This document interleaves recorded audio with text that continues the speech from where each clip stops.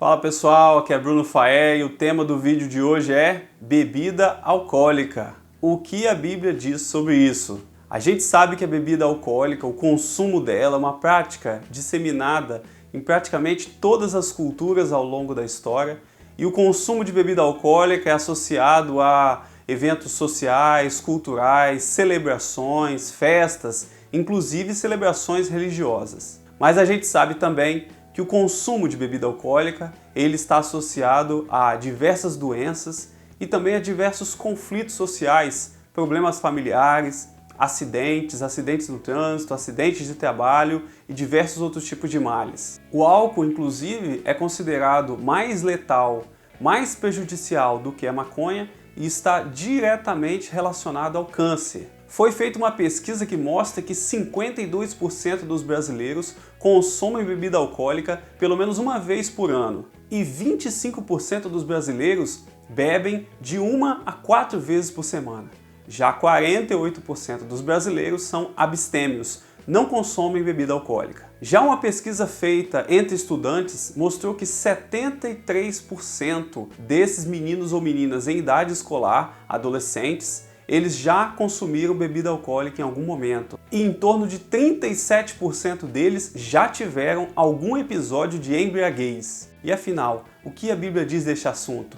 O cristão pode ou não pode beber? De que maneira a embriaguez afeta o cristão? Para você servir a Deus, você precisa parar de beber? Estes são alguns dos assuntos do vídeo de hoje.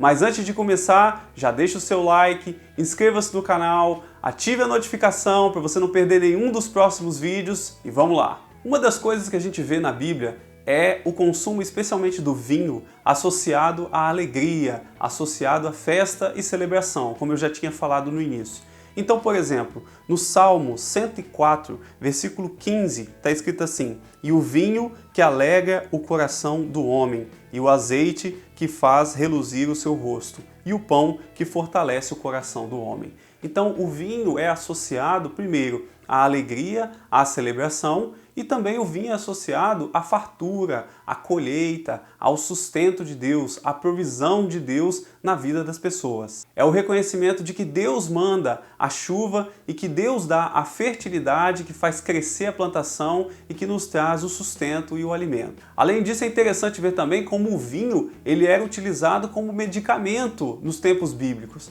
A gente vê, por exemplo, na primeira carta de Paulo a Timóteo, capítulo 5, versículo 23, Paulo diz assim: "Não beba mais água só, mas usa de um pouco de vinho, por causa do teu estômago e das tuas frequentes enfermidades." Então, que interessante o vinho sendo receitado aqui por Paulo para Timóteo como um medicamento, como alguma substância que iria aliviar as suas dores. É claro que naquele tempo você não tinha medicamentos como a gente tem hoje, então eles usavam produtos naturais como o vinho, como o azeite, para poder tratar as enfermidades. Hoje em dia não é mais receitado vinho para dores de estômago e inclusive é questionado, há muita polêmica sobre os benefícios e sobre os malefícios do vinho na saúde humana. Agora, frequentemente a Bíblia associa vários problemas sociais de relacionamento causados pelo vinho, causados, na verdade, pela embriaguez. Então, quando a gente vê, por exemplo, em Provérbios,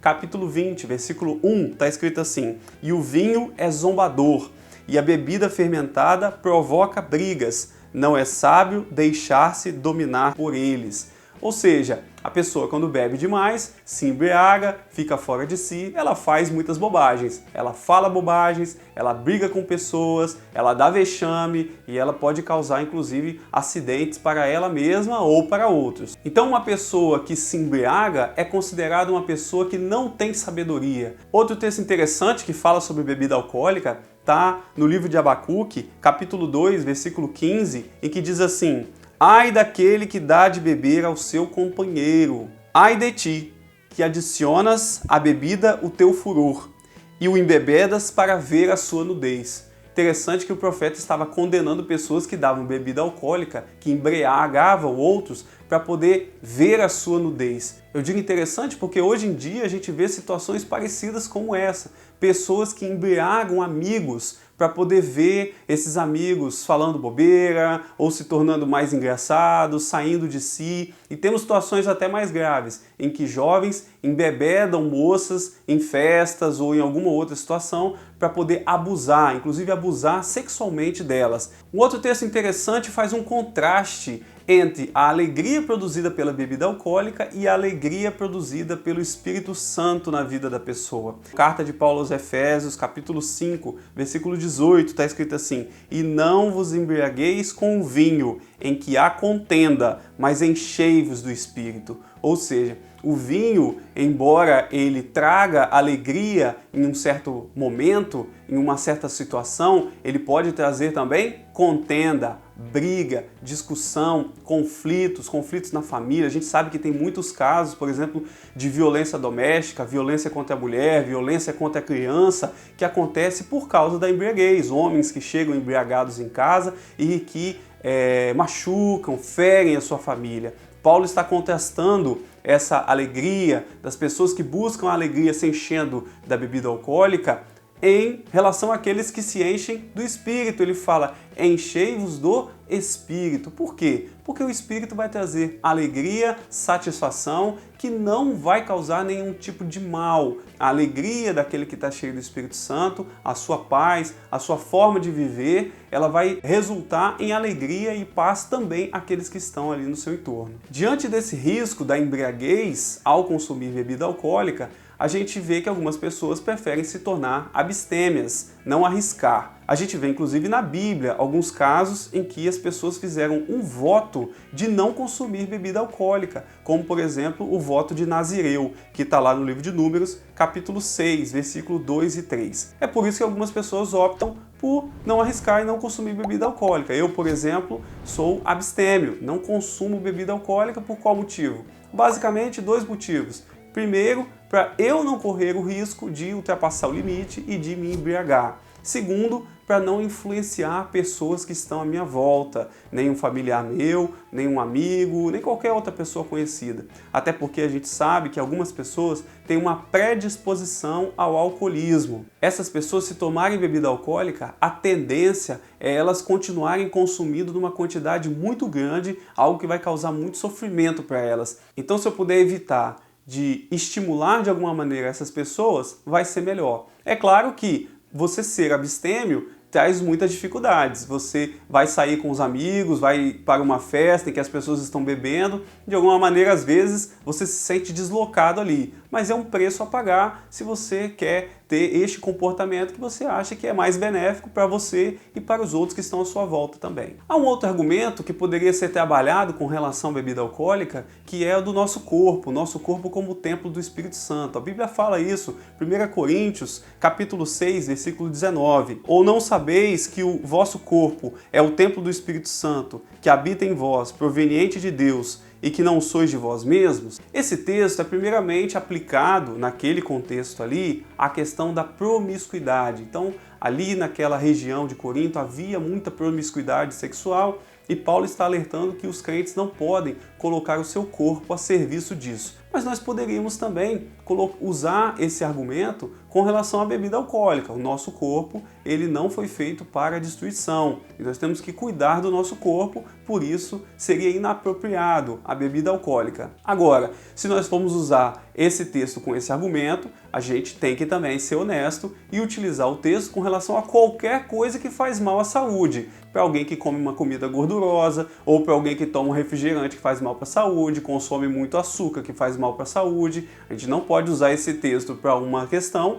e ignorar ele com relação às outras. Embora então alguns cristãos tenham se tornado abstêmios, a gente sabe que existem cristãos que consomem bebida alcoólica. A Bíblia não proíbe as pessoas de consumir bebida alcoólica, mas já ficou claro aqui a questão do risco da embriaguez. Um aspecto que a gente tem que ter atenção são os conflitos possivelmente causados numa igreja que tenha pessoas que bebem e outras que não bebem. A gente sabe que existem algumas pessoas nas igrejas que consomem bebida alcoólica e outras pessoas não consomem. Será que isso pode produzir algum tipo de conflito entre essas pessoas? Baseado nisso, eu queria trazer um ensinamento do apóstolo Paulo, que está lá em Romanos, capítulo 14. Eu não vou ler todo o texto aqui, porque é muito longo, mas ele vai tratar dos conflitos que aconteciam na igreja de Roma entre cristãos que comiam carne e cristãos que não comiam. Cristãos que guardavam alguns dias como sagrados e outros cristãos que não guardavam. E isso estava causando muito conflito na igreja, porque os cristãos que não comiam carne julgavam os que comiam como pecadores. E os que comiam julgavam os que não comiam como fracos, desprezavam eles. O que Paulo traz então nesse texto, que pode servir de ensinamento para a gente, é: aqueles que consomem bebida alcoólica não devem desprezar os que não consomem. E os que não consomem não devem julgar os que consomem. Na verdade, a regra ali é o amor. Se tivermos amor uns pelos outros, não vamos tratar o outro com desprezo e nem como julgamento. E vamos evitar também influenciar o outro negativamente a que peque. Se a situação fica muito complicada, então talvez o mais sábio seja trabalhar a questão da abstinência, ou cada vez mais ir trabalhando a questão da abstinência, para que evite cada vez mais conflitos na igreja. E aí, será que você precisa parar de beber para seguir a Cristo? Você que ainda não é um cristão, gostaria de servir ao Senhor, mas não quer deixar a bebida? Será que você tem que deixar a bebida para servir a Deus? A Bíblia não diz que você tem que deixar a bebida para servir a Deus. Mas a Bíblia fala que Deus quer te dar uma alegria muito maior do que aquela que a bebida pode dar. Ou seja, você tem que observar se a bebida não está sendo mais importante na sua vida do que Cristo. Isto é, se você tivesse que escolher e você considera que ficaria com a bebida, então realmente você tem um problema e você não vai conseguir servir ao Senhor. Se isso acontecer, Jesus vai mandar você escolher, porque ele não gosta de ficar em segundo plano. Ele não quer que haja nada mais importante na sua vida do que ele. Mas o que eu digo a você é que vale muito a pena. Vale muito a pena deixar qualquer coisa por Jesus. Porque Jesus quer dar a você uma alegria que nenhuma experiência e que nenhuma bebida pode dar. É uma alegria que é permanente, que é profunda. Você não vai conseguir beber constantemente. Bebendo constantemente, você não consegue trabalhar, você não consegue se relacionar com as pessoas e você pode trazer malefícios à sua saúde.